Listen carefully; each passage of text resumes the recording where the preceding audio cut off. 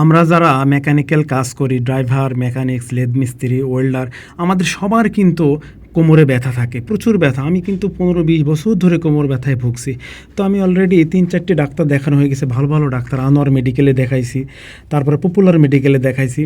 হ্যাঁ, তারপর আপনার এখন বর্তমানে পপুলারেই আছি, যেটা ধানমন্ডি মেন পপুলার। তো ওখানে ডাক্তার দেখানোর পরে 4বার দেখানোর পরে লাস্টে ফিজিওথেরাপির সাজেস্ট করলো, কই ফিজিওথেরাপির ওখানে যান, যে ব্যায়ামগুলো শিখে আসেন। তো দেখেন, এই ব্যায়ামগুলো করলে আমি আসলে এখন খুব ভালো আছি, মোটামুটি 15 দিন করছি, ভালো আছি। তো প্রথমে এই যে উপর হয়ে শুয়েছি, শোয়ার পরে তারপরে এই যে মানে হাত দুটো সামনের দিকে দিয়েছি, হ্যাঁ, কাছাকাছি, বুকের কাছাকাছি দেবেন না, একটু মাথার দিকে দেবেন, দিয়ে এইভাবে তুলবেন। হ্যাঁ, আর এইভাবে যে উনি মাজাটা বেঁধে দিয়েছে, কোমরটা বেঁধে দিয়েছে। আর বাড়িতে করলে তো বাঁধা যাবে না, তো এমনি করবেন, আমি এমনি করি। তো যাক, আমাদের যাদের মেকানিক্যাল সমস্যা আছে, যতই ওষুধ খান, হ্যাঁ, মানে মাজা ব্যথা, কোমর ব্যথা, মেকানিক্যাল কাজ যারা করি, তো কোনো দিনই এটা সম্ভব না সারা, একবারে সম্ভব না। তো মোটামুটি ওষুধ খেতে হবে ডাক্তারের পরামর্শ অনুযায়ী। আর এই যে ব্যায়ামগুলো শিখিয়ে দিয়েছে, তো দেখেন ব্যায়ামটা শিখাইতে আমার কিন্তু 2000 টাকা লেগেছে, হ্যাঁ, এই ফিজিওথেরাপিস্টের কাছে যাওয়ার পরে। তো দেখেন, আমার কিন্তু প্রথমে 3টা হয়ে গেছে, 3বার দিয়েছি, বেশি দেওয়া যাবে না। হ্যাঁ, অনেক ডাক্তাররা বলে আপনার ওই 10 সেকেন্ড করে 10 সেকেন্ড করে, কিন্তু 10 সেকেন্ড করে করতে গেলে আপনি বিরক্ত হয়ে যাবেন, 2-3 দিন 5 দিন করার পর আর ভালো লাগবে না। 5 সেকেন্ড করে করবেন, এই যে 1 2 3 4 5, বাস অল্প অল্প করে শুরু করেন, তারপর অটোমেটিকই আপনার ভালো লাগবে, তখন আপনি সময় বাড়াইতে পারবেন। তো দেখেন, প্রথম ধাপ আমার চলে গেছে, কিন্তু 1 নম্বর ধাপ, এখন কিন্তু 2 নম্বর ধাপ পিছনের দিকে দিয়েছি, দেখছেন, পিছনের দিকে দিয়ে এটা তোলার পরে কি এটা মানে পুরো মেরুদণ্ডটা খুব ভালো লাগে, এক ধরনের আঘাত লাগে, ভালো লাগে।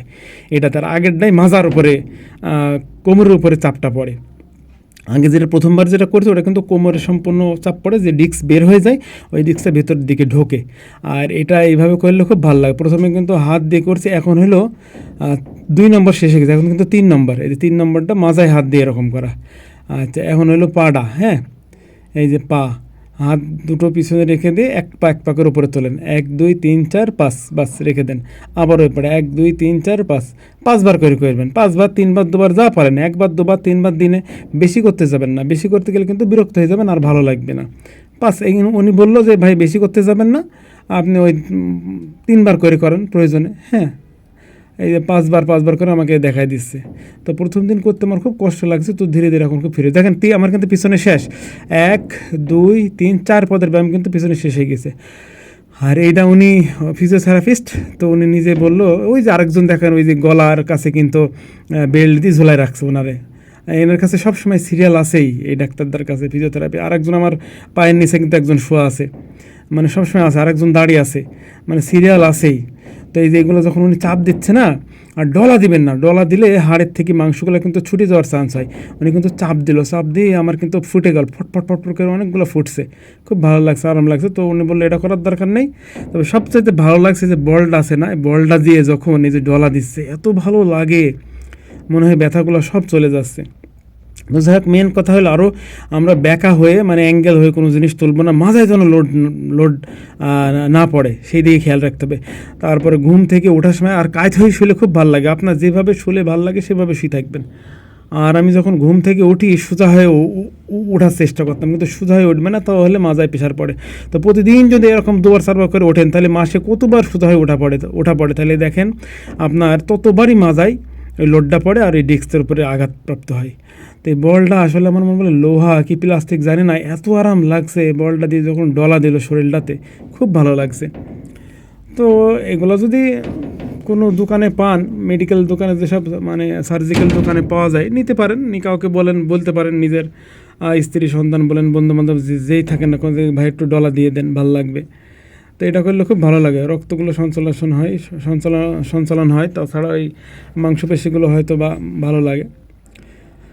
আর একটা, এই যে এটা করে দিল, এইগুলো মানা করলো, এটা করার দরকার নেই, এটা আমি করে দিলাম, বাড়ি যেগুলো করার দরকার নেই। এই যে এটা ওই চাপ দেয়, ওদিকে বুকে চাপ দেয়, ওইদিকে ঠেলা দেয়, আর এই পাটা এদিকে টান দেয়, কট করে একেবারে মানে ফুটে যায়।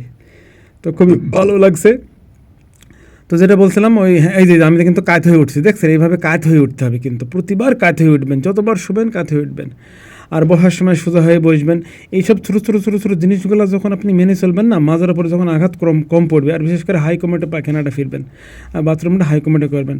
কারণ আমি দেখছি প্রচুর প্রেশার পড়ে যখন নিচে বাথরুম করেন, হ্যাঁ, প্রচুর প্রেশার পড়ে। তো আমি যখন হাই কমেট থেকে বাথরুম করা শুরু করলাম, নিয়মকানুনগুলো মানলাম, মোটামুটি আমি সুস্থ হয়ে গেছি ভালোই। এখনও পুরোপুরি সুস্থ হয়নি অবশ্য, তো ভালো হয়েছে। তো যাক ওই পর্ব গেল, এখন আসেন এই যে ফিজিওথেরাপির এক্সারসাইজ। তো এক পা গুছাই নেন, এই যে চাপ দেন, হ্যাঁ এই যে এই চাপটা দিলে আমার মনে বলে এই মাজায় চাপটা পড়ে, যাই হোক ফিজিওথেরাপিস্ট ভালো জানে এটা কী জন্য দিছে। তো এটাও ওই রকম 1 2 3 4 5 ওকে ছেড়ে দেন, হ্যাঁ এইভাবেই এতটুকাই, কোনো ইয়ে নেই। দরকার হলে যদি আপনি মনে বলেন যে তাড়াতাড়ি গুনছেন, তাড়াতাড়ি গুনবেন 1 2 3 4 5 6 7 8 9 10 এইভাবেও গুনতে পারেন, কোনো ব্যাপার না। হ্যাঁ কিন্তু বেশি মানে কষ্ট করে করতে যাবেন না, সিম্পল যতদূর পাওয়া যায় ততটুকুই চাপ দিবেন, বেশি জোর করে কোনো কিছু করতে যাবেন না। তা আমি বললাম এটা কি জোর করে করবো, কেন না আপনার যতটুকু ভালো লাগে ততটুকু করেন। আর এই চাপটা চেষ্টা করবেন একটু জোরে দেওয়ার, হ্যাঁ এই চাপটা চেষ্টা করবেন একটু জোরে দেওয়ার। আমি কিন্তু 20 বছর পরে কিন্তু আমাকে এই সাজেস্টটা করলো ডাক্তারে, হ্যাঁ। তো আমি একসময় অবশ্য ডাক্তার ওষুধ দিছিল, তো ওষুধ খাইলে বমি হয়, হ্যাঁ বমি বমি ভাব হয়। তো ডাক্তারকে বললাম যে আমার তো একটু বমি বমি লাগে, তো ওই জন্য ওষুধটা মাঝে মাঝে মিস দিই।